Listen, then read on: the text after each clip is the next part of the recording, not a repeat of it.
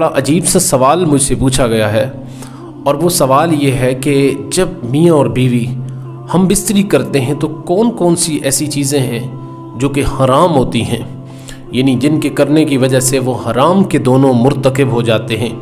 یہ ایک ایسا خطرناک قسم کا سوال ہے جو آج ہمارے معاشرے کے اندر پایا بھی جاتا ہے، اور چونکہ شریعت کے معاملات کے اندر مسائل کے اندر کوئی شرم نہیں ہے، عام طور پہ اس طرح کے مسائل کو فقہاء نے پھر احادیث مبارکہ کے اندر بھی ان کو واضح طور پہ بیان کیا گیا ہے۔ یہ احکامات اگر ہم نہیں جانیں گے تو پھر ہماری زندگیوں کے اندر بگاڑ بھی آئے گا، اور اسلام سے دوری ہونے کی وجہ سے ہم نہ جانے کتنی گمراہیوں کے اندر مبتلا ہوتے رہتے ہیں۔ تو یاد رکھیے کہ جب ہم بستری کرتے ہوئے 3 ایسے کام ہیں جو کرنے حرام ہوتے ہیں، اور ان میں سے پہلا کام یہ ہے کہ شوہر اگر حیض کے دنوں میں بیوی کے ساتھ ہم بستری کرتا ہے تو یہ حرام ہے۔ میں آپ کو سمجھاتا ہوں کہ حیض کیا ہے، پہلے سمجھ لیجئے۔ دوسری بات یہ کہ اگر کوئی بندہ نفاس کے اندر اپنی بیوی کے ساتھ ہم بستری کرتا ہے تو یہ بھی حرام ہے۔ اور اس کے بعد تیسری بات یہ ہے کہ اگر کوئی بندہ اپنی بیوی کی پیچھے والی شرمگاہ کی طرف سے یعنی دبر سے اگر ہم بستری کرنے کی کوشش کرتا ہے تو یہ حرام ہے۔ اب ان باتوں کو ذرا مسائل کو باریکی سے سمجھنے کی کوشش کریں۔ حیض کیا ہے؟ عورت کے لیے ماہانہ ماہواری کے طور پہ عورت کو خون آتا ہے، اور جس کی مقدار فقہاء کرام نے کم از کم 3 دن اور زیادہ سے زیادہ 10 دن لکھی ہے۔ یہ جب تک عورت کو یہ خون آتا رہے، اس دوران اگر کوئی شوہر اپنی بیوی سے ہم بستری کرتا ہے تو یہ ہم بستری کرنا اس کے لیے حرام ہے، ناجائز ہے۔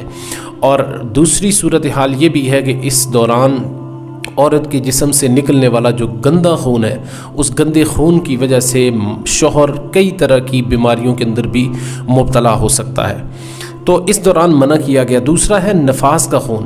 نفاس یہ ہے کہ جب عورت کا بچہ یا اس کی بچی کی پیدائش ہوتی ہے، اس کے بعد عورت کے جسم سے 40 دن تک خون نکلتا رہتا ہے۔ اس کی زیادہ سے زیادہ مقدار 40 دن ہے، کم از کم اس کی مقدار کوئی بھی متعین نہیں کی گئی ہے، تو اس لیے 40 دن تک جو خون آتا رہتا ہے اس کو نفاس کا خون کہتے ہیں۔ لہٰذا ان ایام کے اندر شوہر کے لیے بیوی سے ہم بستری کرنا حرام ہے، ناجائز ہے۔ ہاں، اگر ان 40 دنوں سے پہلے عورت کا خون ختم ہو جاتا ہے تو عورت غسل کر لے، اور غسل کرنے کے بعد اگر اس کو خون نہیں آتا تو اب وہ عورت پاک ہے، اور بقیہ دنوں کے وہ روزے بھی رکھے گی اگر رمضان کا مہینہ ہے تو، اور عام دنوں کے اندر وہ اپنی نمازیں بھی ادا کرے گی۔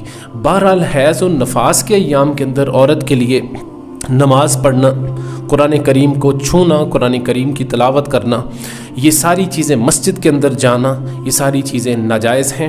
ہاں، البتہ یہ ہے کہ عورت اگر کوئی ایسے وظائف یا تسبیحات جو قرآن کریم کا حصہ نہیں ہیں ان کو وہ پڑھ سکتی ہے۔ تو تیسری بات جو میں عرض کر رہا تھا کہ عورت سے اس کی دبر کی طرف سے یعنی قوم لوط کا جو عمل تھا، اس عمل کے مطابق اگر شوہر ہم بستری کرنے کی کوشش کرتا ہے تو یہ بھی حرام ہے، کیونکہ قرآن کریم کے اندر واضح طور پہ یہ بات موجود ہے کہ نساؤکم حرث لکم فأتوا حرثکم انا شئتم، کہ یہ عورتیں تمہاری کھیتیاں ہیں اور یہ تمہاری ملکیت ہیں، ٹھیک ہے جی، اور ان کو جیسے چاہو استعمال کرو۔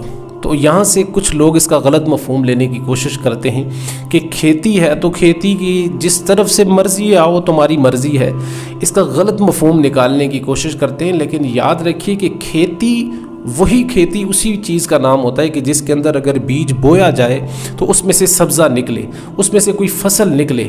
تو یاد رکھیے کہ غلاظت اور گندگی کی جگہ سے کبھی بھی فصل نہیں اگ سکتی، بلکہ نسل انسانی جس مقام سے اللہ تعالیٰ نے جس جگہ جو جگہ متعین کی ہے اس جگہ کا ہمیں لحاظ رکھنا چاہیے، خیال رکھنا چاہیے۔ تو یہ ناجائز، حرام، اور ایسا شخص اللہ تعالیٰ کی رحمت سے ہمیشہ ہمیشہ کے لیے محروم ہو جاتا ہے۔ اور ایک سوال ضمن میں یہ بھی کیا جاتا ہے کہ کیا اس طرح کے عمل سے نکاح ہوتا ہے یا نکاح نہیں ہوتا؟ تو یاد رکھیے کہ نکاح نہیں ٹوٹتا، بہرحال اس طرح کا کام کرنے سے اللہ تعالیٰ کی رحمت سے انسان محروم ہو جاتا ہے، اسے توبہ اور استغفار کرنی چاہیے اور اللہ تعالیٰ کی بارگاہ میں معافی کا وہ طلبگار ہونا چاہیے۔ اور اس ضمن میں ایک سوال یہ بھی پوچھا جاتا ہے کہ اگر کوئی شوہر اپنی بیوی سے اس کے دبر کے مقام سے اگر اس سے ہم بستری کرنے کی کوشش کرتا ہے تو اس کے اوپر کفارہ کتنا ہوگا؟ تو ایسی صورتحال میں کوئی کفارہ اس کے اوپر نہیں ہوگا، صرف یہ کہ وہ توبہ کرے اور استغفار کرے۔ یہ ایسے پیچیدہ قسم کے مسائل ہیں کہ جن کو بیان کرنا از حد ضروری بھی ہے، اور ہماری زندگی کے چونکہ یہ بنیادی مسائل ہیں اور ان سے ناواقفیت کی وجہ سے پھر لوگ طرح طرح کی بیماریوں اور جو ہے وہ مختلف گمراہیوں کا شکار ہوتے ہیں۔ تو اللہ تعالیٰ سے دعا گو ہوں کہ اللہ تعالیٰ ہمیں حق بیان کرنے اور اس کو سمجھنے کی توفیق عطا فرمائے۔ اس ضمن میں اگر کوئی سوال ہو تو آپ کمنٹ سیکشن میں کر سکتے ہیں۔ السلام علیکم ورحمۃ اللہ وبرکاتہ۔